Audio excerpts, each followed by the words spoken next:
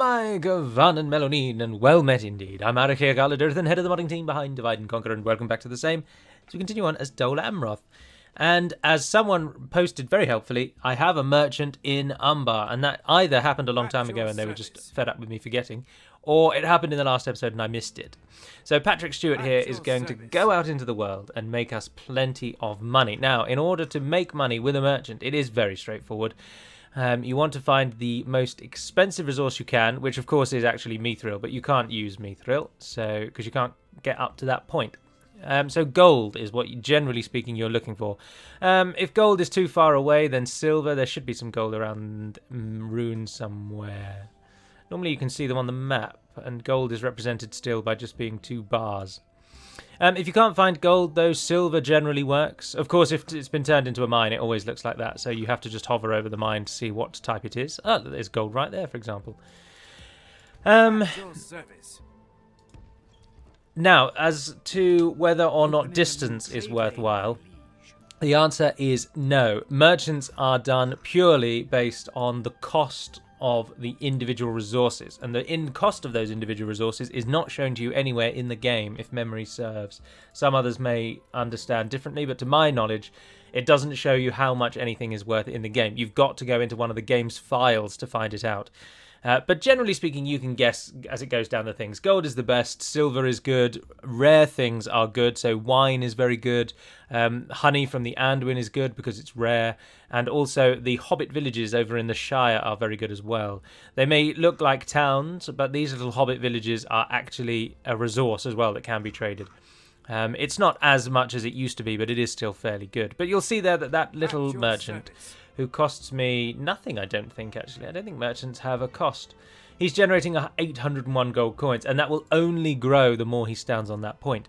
Now, I do think there is some call for distance, in that, no, not distance, sorry, in rarity. So if you have the option of always go for gold if you can. But if your nation already has access to gold, like we do here, then arguably other resources you don't have access to will give you more money if you can get your merchant to stand on them. So I don't think anything will ever beat gold, but I do believe that you can go hunting for resources you don't already have, and they might give you better returns if you've got a lot of merchants. But remember, you won't ever have a lot of merchants because you'll only ever have 2 merchants. Although actually you can have 3 if you've got the highest tier of the Merchants Guild, which I think we do. Yes, we do indeed. No, that is just tier 2. Yeah, so tier 1 doesn't give anything. Tier 2 gives a merchant, and then tier 3, which is there's only 1 of tier 3 in the whole world, tier 3 gives another merchant. So you'll only ever have 2 merchants, and to get the second one is very challenging. So the merchant was only really added as a little thematic feature. Obviously, there is no downsides to a merchant, and there is no way for the enemy to get rid of your merchant unless they have one themselves, because assassins don't exist. You can also, I think, still do the surrounding tactic. So you can move someone next to him and then fill all 8 spaces around him, and then put someone on him after all 8 are done, and that normally kills the character in the middle. And I know it works with diplomats, but I don't know if it works with merchants. But you can always try it out. There's nothing to lose in doing so. Right, if we turn back to the actual campaign, we're training some troops up here in Dol Amroth. They're going to sail south. They're going to link up with Istion, our nation's arguably second greatest commander after Adrian and Imrahil, so third, I suppose. And then they're going to come over and take Khaldun and wipe out Captain Telmanar. Once done, they shall then head north, sweeping through Imlad Khanan, if it's not already fallen, and take Howthanur. And then once there, we'll link up with the forces led by Bornivnir, Dol Amroth's almost favourite son, who's won very many battles defending Vildan Kalime here. And then we shall push into Mordor from Ithilien. As soon as we can take Minas Morgul and rename it to Minas Ithil, and then possibly take Cirith Ungol as well, Mordor will be heavily beaten back, because they can only then get out through the gate or sieging us. But anyway, that's been about 5 minutes of introduction, but then I think this is the first time I've ever had a merchant, so I just wanted to go into some detail, although let's at least do him a little bit more justice, shall we? There we are. You always stand up on that top right corner, that's how you get the trade lines. And all the merchants look like that. They're not very Lord of the Ringsy, but there aren't very many merchants, so it doesn't matter. Right, I think we can end the turn, because we're in no rush for Adrian to attack Esthala, and we're going to keep beating Mordor back as they come for Tirthoros. But if they don't come, then fantastic. We'll wait for our reinforcements from our capital and then move on. Now, some excellent news in the modding world, which is relevant to what we're doing at the moment, is the city of Umbar. DCI Last Alliance, which you may recall I recently played on the channel, and after an 8-year... what word do I want there? Build time? That's not really the right word. The mod took 8 years to come out. But anyway, it came out recently, and it has its own custom settlement for Umbar.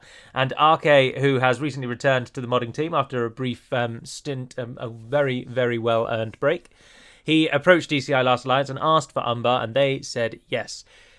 So, Umbar is going to be in version 5. Hopefully. I mean, it's going to be in the mod. It depends when version 5 releases.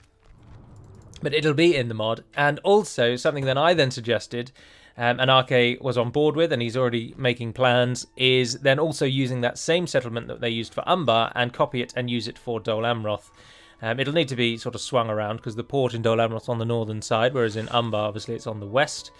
But with some minor alterations, I think the battle model for Umbar will work fantastically for Dol Amroth. And RK has already gone out hunting and looking for a Tirith Ayar, so that the tower can be represented properly. Someone said Ancarigmere has fallen to... yes, it has. Ancarigmere has fallen to Khan, so they've beaten us to that. So we won't be able to get that, but that's not the end of the world. We're only ever going to do well from here, to be honest. No threats in the south, although look at that. Ardamir is starting to throw up the ideas of rebellion, and we shan't be having that. So if we can clamp down on that, that would be very welcome indeed. Oh, an alliance announced. Isengard and Mordor have decided to tie the knot. So soon, very soon, the threat up here will become crushing. Let's actually just have a look while we're here. Apologies for the keyboard. Tippy-tappy typing.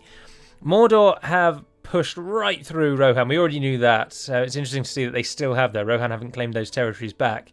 But with Isengard and Mordor now together, their force will come down hard on Rohan, and it really is now down to us to really shut Mordor down. Now, we've helped Gondor no end by simply clearing the sieging forces and then sieging Caer Andros. So the Bridge of Isgilith is the only crossing realistically. That's just too far away, to be honest. But I think what we could try and do, if I had another army up here, I would have moved on Calenhad a while back as well to then separate Mordor's main armies and its main territories from its sort of offshoots in Rohan, which will give Rohan a bit more of a boost against Isengard. Isengard, I assume, will then also start coming in for Gondor anytime soon. Gondor, you are at war with Isengard already, so the gap over here, which doesn't have a name, even on a map it doesn't have a name, actually, which is interesting because it's quite a important geographic gap in the mountains. But it doesn't have a name anyway. But that little gap, which we've called Nani Fauge, that is going to soon blossom into full-out, all-out war. Although I know Gondor have Balorn, actually. So no, Balorn and Druaithior will be the real location. Parthior, Malranaith, and Angren Bay. Or Malranaith.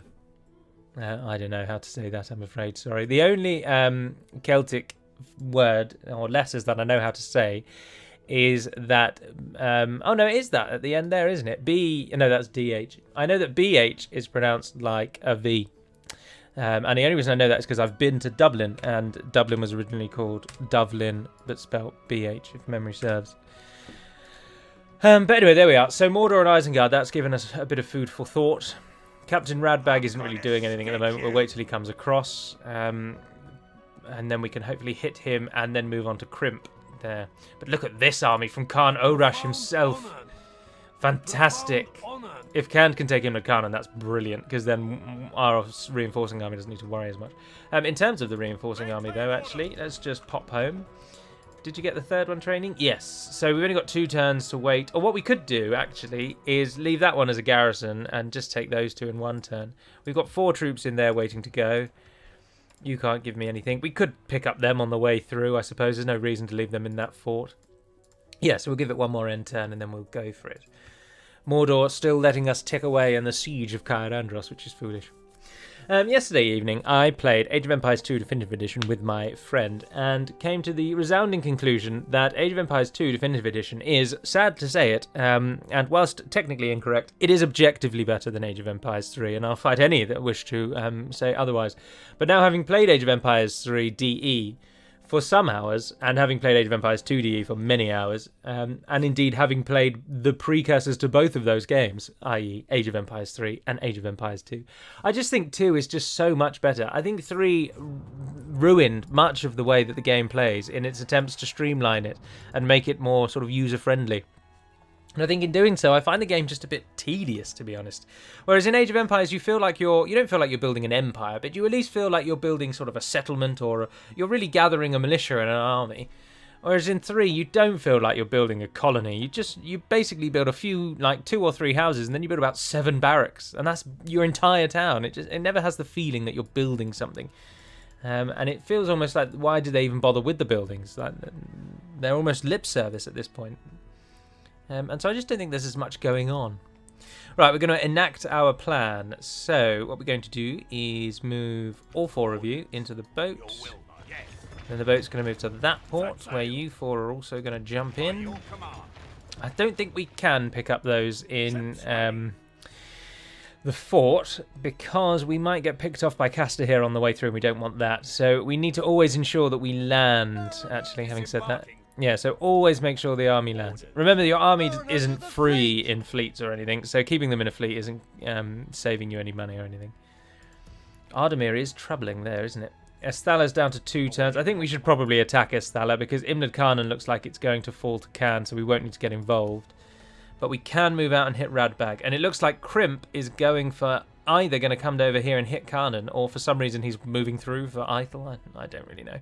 But we can react and possibly take Haldunur while we have the chance. So we'll leave behind you and 25 of you, because you went 2 out. But we'll take the rest, which seems to have retrained, which is fantastic. And we'll hit Radbag first. Isn't Radbag the name of the orc that you first subjugate in the Shadow of War games? I've played the first one. I've played it to the halfway point, and that's as much as I've played as those. Right, we're going to smash this army, but we do need to be cautious of the Uruk Halbeards, but we'll take them in any event. And we'll give them a damn good going over. Eothane. That image has come up quite a lot, that one of the Balrog. There's loads of images, and yet I think because of the random nature of it, you just see the same ones over and over and over. Right, it doesn't really matter what we do. We want to... we're going to send in our cavalry and probably our archers to harass the enemy. But we do... ideally, it would have been nice to be on some sort of hill, but I don't think we're going to be able to. And then the pikes. We really want to try and minimise losses here, so the general is going to have to be really on it. Get you 2 ready on the flanks. I don't think we want to actually position you in the sort of diagonal format we've done in the past, because I don't think it's worthwhile. Or have you been upgraded? No. For the glory of Gondor, the White City will prevail. Right, move up the hill. You, as long as you're not charging into the halberds, who happen to be in the middle. We've got Black Uruks on the left, Orc Host at the back, Orc Host on the right, you can take those. Archers hit the halberds. Thwang! And away they go. And in come the might of the Royal Swan Guard. What a fantastic name Royal Swan Guard is. Who thought that up? No, run away. Run away.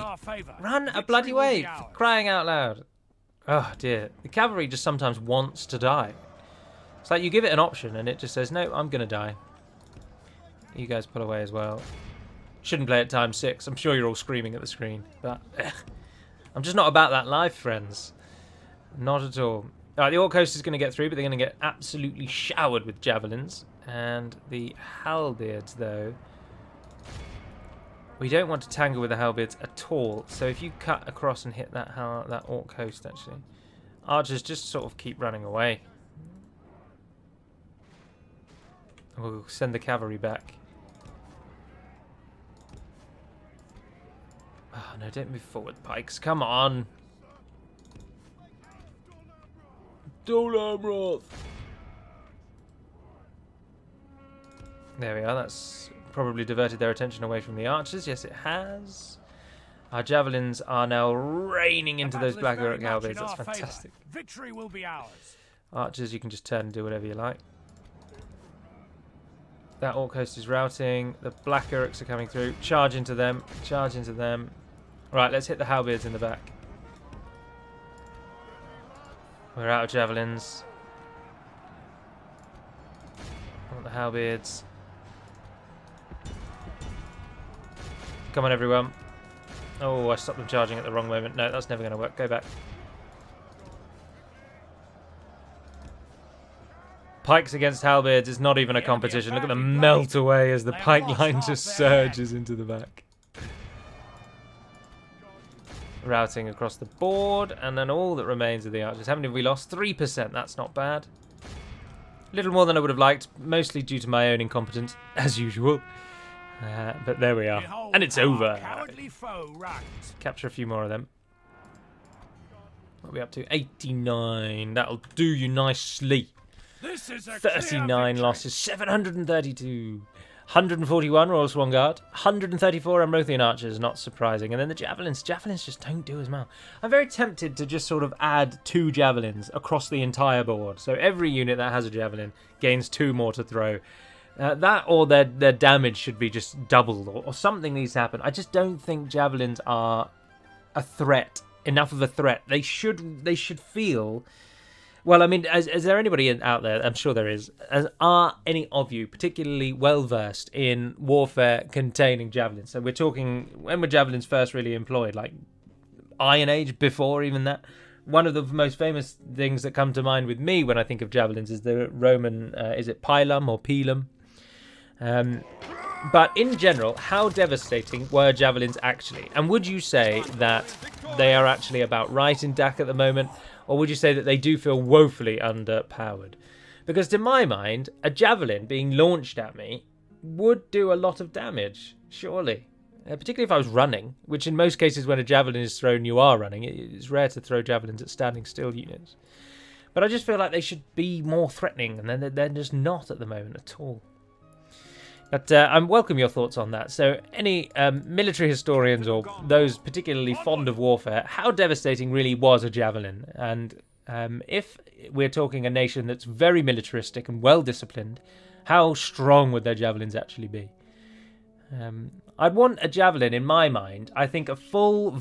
If a javelin unit is to use up all of its ammunition, that should take pretty much any battalion in the game down to sort of at least half strength, would be my thinking. So that 2 javelin units combined can basically decimate any single unit you target them on. But then that's it. Their javelins are then used up. Because for things like the Coastal Wardens, the javelin is the only reason you bring that unit. That and, of course, the more obvious reason that it is there to die, which isn't great. You want your units to all have purpose. And the Coastal Wardens' only real purpose is the javelins.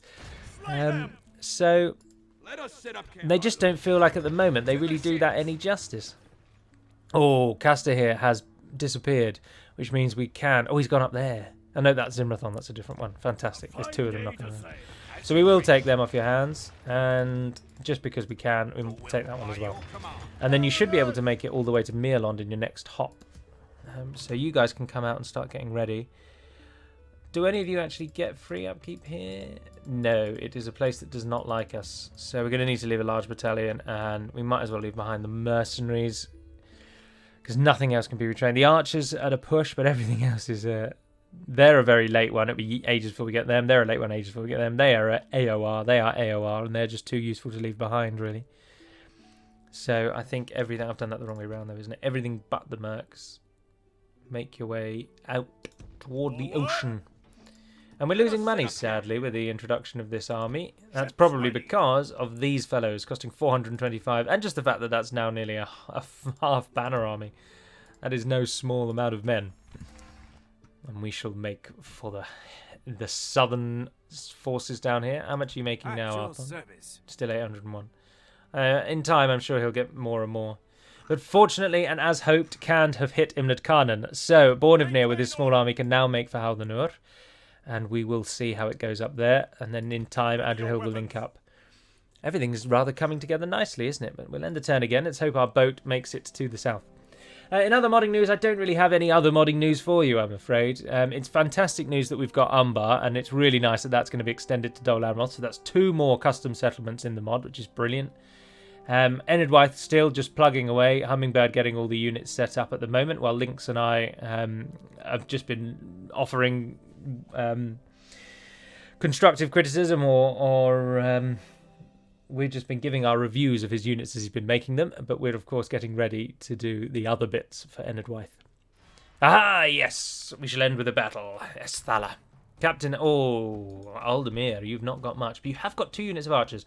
And remember, woodland hunters, whilst looking basic and simplistic, like little woodman folk who should be swatted away easily as one would a fly, they are actually mighty archers, so we're going to need to shut them down. And unfortunately, Adrian doesn't have any cavalry.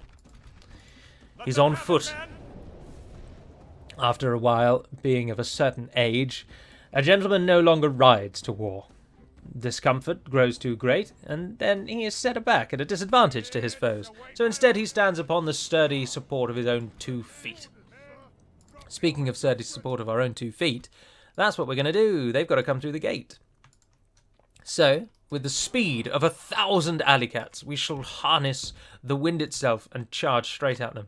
And then their archers will mean nothing. Go, everyone. Go, go, go, go, go, go, go, go, go. That's it, that's it, that's it, that's it. There it is. I don't care if we get attacked.